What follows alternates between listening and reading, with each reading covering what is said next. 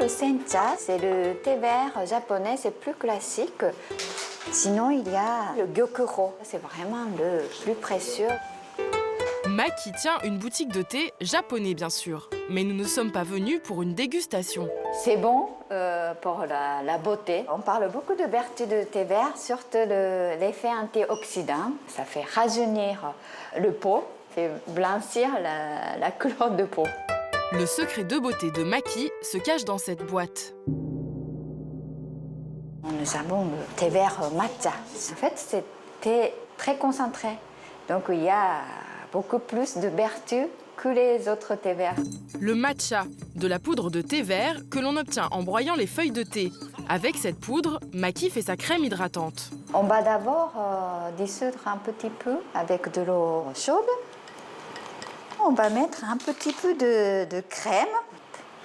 Et puis on enveloppe avec les films pour avoir plus d'effet. On reste peut-être 5 minutes, comme ça.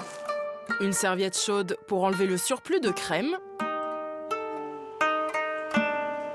Notez la différence ? Ah oui, c'est très, très, très lisse. Prendre soin de soi, une obsession au Japon.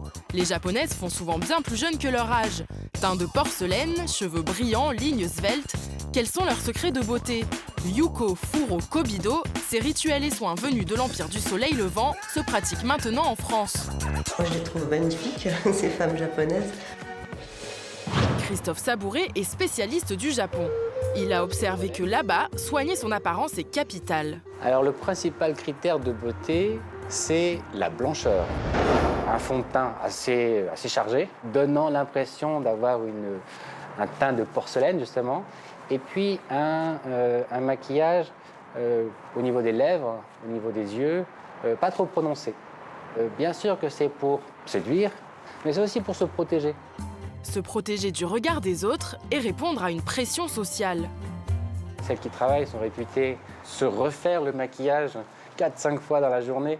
Mais c'est parce que l'une le fait, donc que les autres le font. On attend d'elles, notamment du côté des hommes, qu'elles présentent une image, on va dire, identique. Stella connaît bien la culture nippone. Sa belle-mère est japonaise. Avec ses boucles, Stella est loin de ressembler à une asiatique. Mais ce n'est plus qu'une question d'heure. On va dans un salon de coiffure pour faire un lissage japonais. Et oui, derrière ses cheveux si lisses se cache un secret, le yuko. Cela commence avec un shampoing, comme au Japon. Allongé, une serviette sur le visage pour se détendre.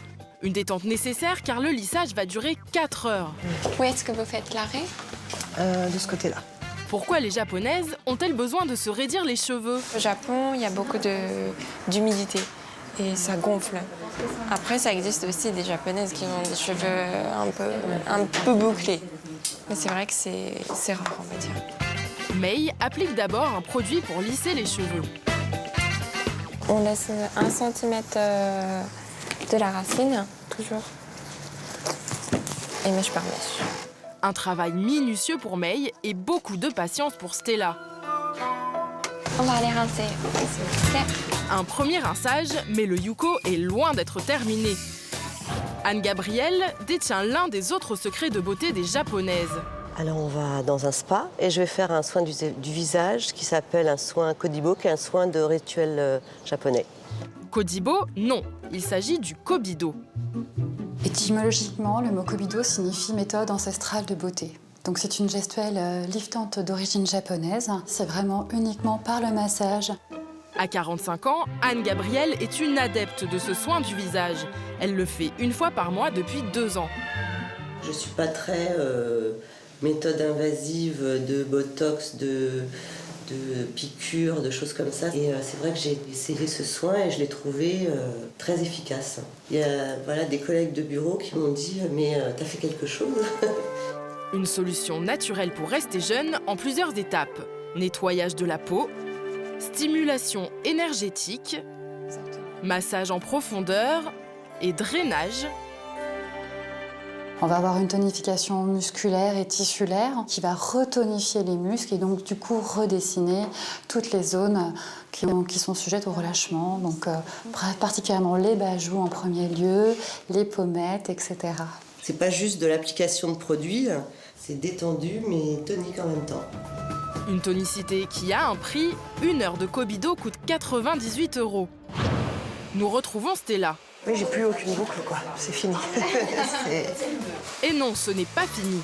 Séchage, fer à lisser mèche par mèche, produit fixateur, le Yuko continue.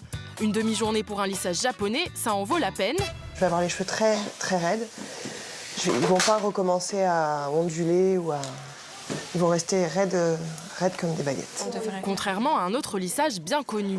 Et le défrisage brésilien, je pense que c'est vraiment pour cheveux bouclés, mais c'est juste pour détendre les cheveux. Le lissage brésilien dure moins longtemps que le lissage japonais, mais reste plus abordable. Et ça abîme pas le cheveu après? Si vous entretenez pas régulièrement, par exemple, il vous manque faire un soin, c'est sûr que ça va les abîmer. Stella opte en plus pour une coupe.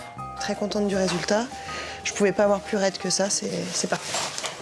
Alors donc, en total de 425 €, s'il vous plaît. Voilà. Merci. 50 € de soins, 25 € pour la coupe et 350 € pour le Yuko de 4 heures. La durée, c'est le secret du lissage japonais. Au pays du soleil levant, la beauté passe aussi par la détente. Les Japonais sont friands de bains. C'est le rituel du ofuro. C'est un bain qui est fait de façon conviviale avant l'arrivée d'un invité ou à la fin d'un repas. Au Japon, il est vraiment synonyme de purification et non pas d'hygiène classique. Cette baignoire, appelée furo, est bien différente des nôtres. Elle est en bois, le plus souvent du cyprès. L'eau doit être bien chaude, entre 38 et 42 degrés.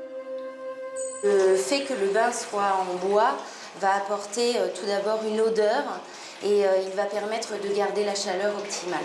Moi, ce que j'aime, c'est sa texture, il est doux, donc c'est très agréable. On se sent comme dans un cocon. Cette détente se lit sur les traits du visage. Et dans le fourreau, on n'oublie pas sa tasse de thé vert.